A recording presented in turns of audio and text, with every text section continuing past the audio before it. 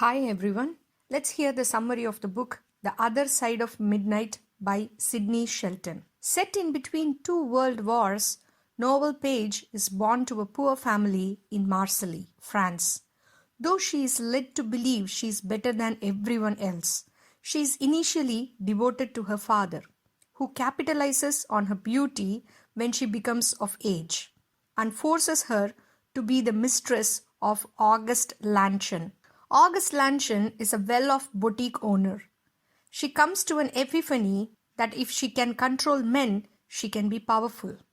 She escapes to Paris, where she is enchanted by American pilot Larry Douglas, called as Lawrence, who promises to marry her when he returns from London.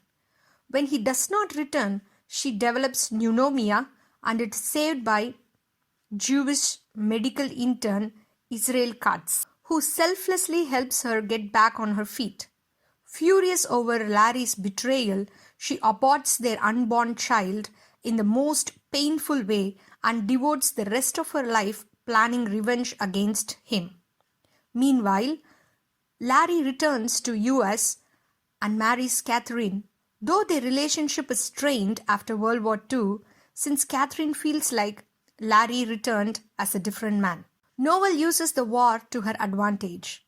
She hires a private investigator and learns of Larry and Catherine's marriage. She seduces two men, actor-singer Philippe Sorel and director Armand Gautier, and become a popular name in theatre and film.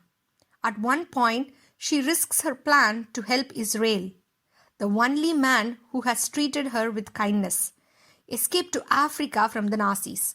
She attracts the attention of Constant, who is called Costa Demaris, a powerful Greek businessman, whose business extends to every industry in the world. She becomes his mistress and moves to his private villa.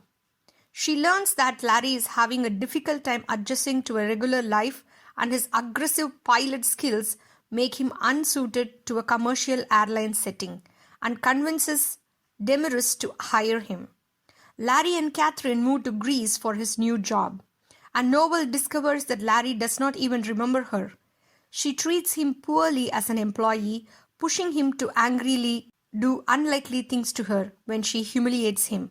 She once again gets excited and falls in love with him again. Larry cannot recall her claims of their past but stays with her for her power.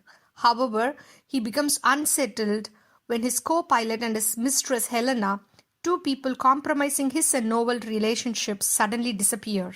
Noble insists that Larry and Catherine, whose marriage is malfunctional, divorce so they can be together.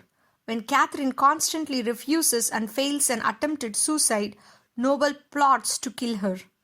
Larry abandons her in a sea cave on their trip, but is forced to return to her when the Coast Guard notices him exiting alone. Catherine tries to tell the doctor about Larry's plot to kill her, but the doctor thinks she is hallucinating. Catherine wakes up in the middle of the night and overhears Larry and Noble plotting her death, and she escapes a heavy thunderstorm. She goes into a boat but falls overboard, apparently drowning. Catherine claims against them because Larry and Noble to be put on a trial for her murder. Demaris is noticeably absent during this time but visits Noble in jail. He claims to still love her and offers to pay the judge off if she will stay with him forever. Towards the end of the trial, Demaris' lawyer Napoleon Chotas informs Larry, Noble and Larry's lawyer Stavros that Demaris made a deal with the judge. If they plead guilty, Larry will be banned from Greece and will serve a short sentence in America, while Noble's passport will be taken and she will stay with him forever. They both agree to the deal. However, after pleading guilty, they realize that there was never a deal made when the judge thanks them for having a conscience and admitting to the murder. Despite the lack of evidence against them, Chotas offers Stavros a position in his firm in exchange for his silence. They are sentenced to death, and Demaris, sitting in the courtroom, looks pleased. They are executed months later.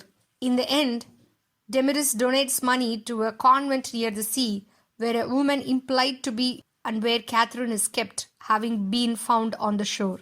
The end.